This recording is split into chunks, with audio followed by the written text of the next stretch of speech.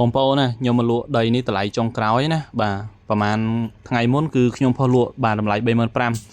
ឥឡូវបងប្អូនស្ដាប់តម្លៃសារថ្មីបងប្អូនណាបាទដីនេះគឺមានទំហំ10 គុណនឹង20បងប្អូនបាទ10 គុណនឹង20ហើយបច្ចុប្បន្នបង្កាន់ដៃទួលប្លង់រឹងបាទរងចាំតែមួយខែជាងទៀតបានប្លង់រឹងហើយបងប្អូនណាឥឡូវគឺម្ចាស់លក់តម្លៃថ្មីបងប្អូនកាលពីមុន35,000ឥឡូវលក់ត្រឹមតែ25,000ឯងបងប្អូនមកអត់ទាន់បាទមកអត់ទាន់ឲ្យបានមុនគេណាហើយទីតាំងដីហ្នឹងគឺអត់នៅឆ្ងាយទេបងប្អូនបាទនៅផ្លូវ51ចុះពីផ្លូវ51ត្រឹមតែ30-40ម៉ែត្រទេបាទនៅផ្សារណោះតឹងបងប្អូនណាបាទនេះបងប្អូនផ្លូវ51បងប្អូនចូលមកត្រឹមតែ30-40ម៉ែត្រទេបាទមកដល់ទីតាំងដីបាទហើយទៅមុខបងប្អូនទៅដល់ផ្សារណោះតឹងបាទជាង1គីឡូទេបងប្អូនអញ្ចឹងបងប្អូនមកឲ្យលឿនរស់រាន់បងប្អូននៅក្នុងដីនេះមានផ្លូវបេតុងមានទឹកមានភ្លើងមានបុរីគេរស់នៅជុំវិញបាទមនុស្សរស់នៅជុំវិញអ៊ូអ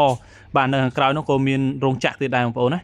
បាទនៅខាងមុខនេះមានរោងចក្រមួយទៀតបងប្អូនបាទកម្មកររាប់ម៉ឺននាក់អញ្ចឹងបងប្អូនដើរឆែកមើលបាទដីនៅផ្លូវ51បាទចុះពីផ្លូវត្រឹមតែ30-40ម៉ែត្របើមានតម្លៃ10-20នេះមានតម្លៃ25,000បងប្អូនដើររកមើលបើមានណា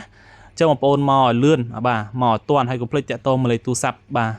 តាក់ទងមកបាទឲ្យបានមុនគេបាទអរគុណបងប្អូនបាទសូមជួយ share ម្នាក់មួយម្នាក់ពីរផងបាទសូមអរគុណបាទសូមគោរពលាបាទ